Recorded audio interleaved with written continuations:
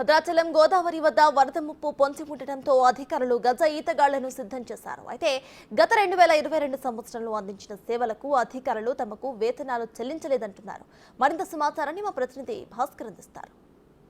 భద్రాచలానికి వరద పోటు వస్తే అధికారులు యుద్ధ ప్రతిపాదికన సహాయ చర్యల్లో నిమగ్నమై ఉంటారు.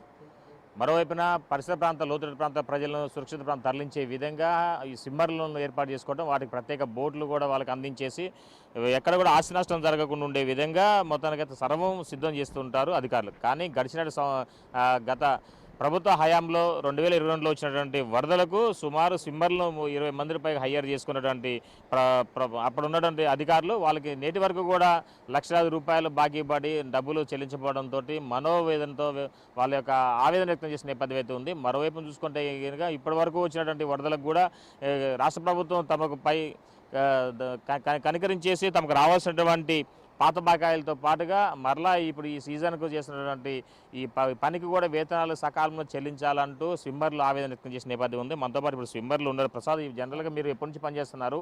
మీరు ఎప్పటి నుంచి ఈ స్విమ్మర్గా మీరు ఉంటూ గత ఫ్లడ్ వచ్చినప్పుడల్లా మీకు గవర్నమెంట్ అధికారులు మీకు ఏమైనా హామీ ఇస్తున్నా, వాళ్ళు మీకు ఎంత డబ్బులు ఇస్తున్నారు? సార్, పోయిన సంవత్సరం 2022లో సార్ ఒక 72 ఫీట్లు వచ్చింది సార్ వాటర్. అప్పుడు వచ్చినప్పుడు దగ్గర ఒక 30 బోట్ల దాకా బోట్లు ఉన్నాయి, ఒక 60 మంది దాకా సిమ్మర్స్ ఉన్నాం. ఆ సిమ్మర్స్ ఉండి అప్పుడు 3 డ్యూటీల కింద చేసినప్పుడు అమౌంట్ అయితే చాలా డబ్బులు రావాలి, దగ్గర ఒక 7 లక్షల దాకా రావాలి. మాకు కొంచెం డబ్బులే వచ్చినాయి. ఇంకా కొంచెం డబ్బులు అప్పుడు గవర్నమెంట్ ఇస్తా అని చెప్పారు, హామీ ఇచ్చారు. చాలా వరకు అధికారుల దగ్గర తీసుకెళ్ళి చేస్తా అన్నారు. ఇంకా ఈ లోపల గవర్నమెంట్ మారిపోయింది, ఈ లోపల జరిగింది. మళ్ళీ ఇప్పుడు వరదలు వచ్చినాయి. ఈ వరదలు వచ్చినప్పుడు మన ఇక్కడ సార్ సీఏ గారు కానీ, లేకపోతే మన ఎస్పీ గారు కానీ, కలెక్టర్ గారు కానీ కొంచెం జాగ్రత్తగా ఉండి చూడనమ్మా అని చెప్పారు. వాళ్ళు చెప్పిన ద్వారాగా మేము చేస్తున్నాము. కాకపోతే ఇప్పుడు మాకు కొంచెం మా పరిస్థితి కూడా బాగాలేదు కాబట్టి మేము కూడా కొంచెం వచ్చే అమౌంట్ వచ్చేలాగా గవర్నమెంట్ ఏమైనా వచ్చేలాగా ఈ సిమ్మర్స్ దగ్గర ఒక 15 మంది దాకా ఇప్పుడు సిమ్మర్స్ అయితే ఇప్పుడు చేస్తున్నాము.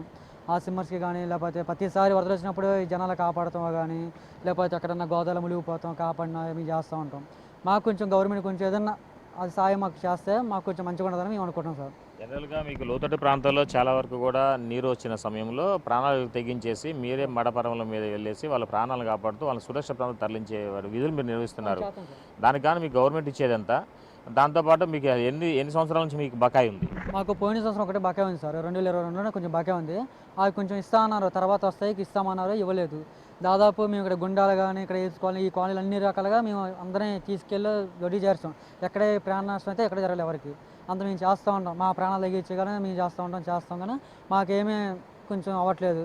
అంటే అమౌంట్ గవర్నమెంట్ తరఫున మాకు వచ్చే డబ్బులు కూడా ఇవ్వట్లేదు. అంటే ఎందుకని చేస్తే 800 రూపాయలు ఇస్తారు 6 నుంచి 10 దాకా, మళ్ళీ 10 కాడి నుంచి మళ్ళీ 12 గంట దాకా అలా చేసిన 3 షిఫ్ట్ కానీ చేసాము.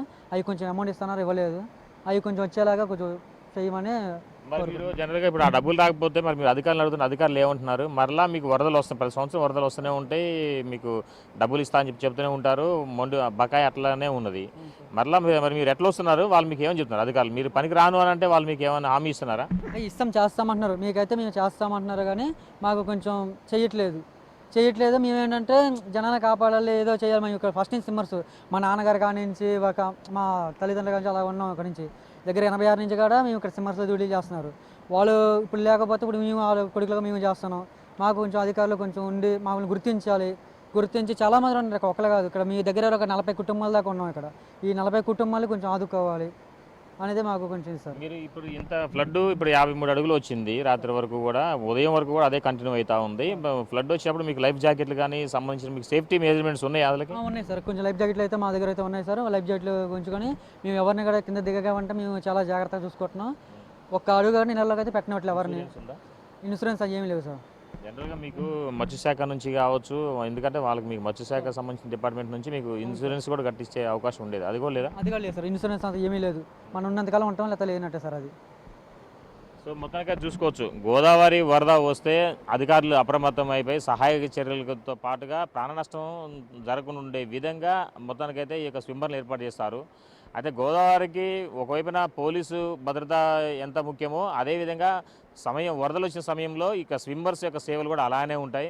మొత్తానికైతే మాత్రం గత పాలకులు హయాంలో జరిగినటువంటి 2022 సంవత్సరంలో వచ్చినటువంటి వరదలకు ఒక్కసారిగా అప్పుడు 71 అడుగులు పైగా గోదావరి వరద ఉధృతి వచ్చిన నేపథ్యంలో సుమారు ఈ పరిసర ప్రాంతంలో లోతట్టు ప్రాంతాల్లో మొత్తం జలదిగ్ధంలో చిక్కుకున్న నేపథ్యంలో అప్పుడు 30 బోట్లతోటి సుమారు అంటే ఓ 50-60 మంది పైగా ఈ స్విమ్మర్లు వాళ్ళ సేవలు అందించేసి సురక్షిత ప్రాంతం తరలించిన నేపథ్యం ఉంది. తరతరాల నుంచి తన తాతల ముత్తాతల నుంచి ఇదే వృత్తిని నమ్ముకొని స్విమ్మర్స్గా ఉంటూ గోదావరి నదికి సమీపంలో ఉన్నటువంటి పరిసర ప్రాంత ప్రజలను ప్రాణాలు కాపాడుకుంటున్న తరుణంలో ఇదే వృత్తిగా పెట్టుకొని జీవిస్తున్నారు. వీళ్ళకు ఈ యొక్క స్విమ్మర్స్కు ఎలాంటి మొండి భాగ్యాలు లేకుండా ఉండే విధంగా ప్రతి ఫ్లడ్ వచ్చినా సరే సకాలంలో డబ్బులు చెల్లించాలంటూ కోరుతున్నారు ఇక్కడున్న స్విమ్మర్స్.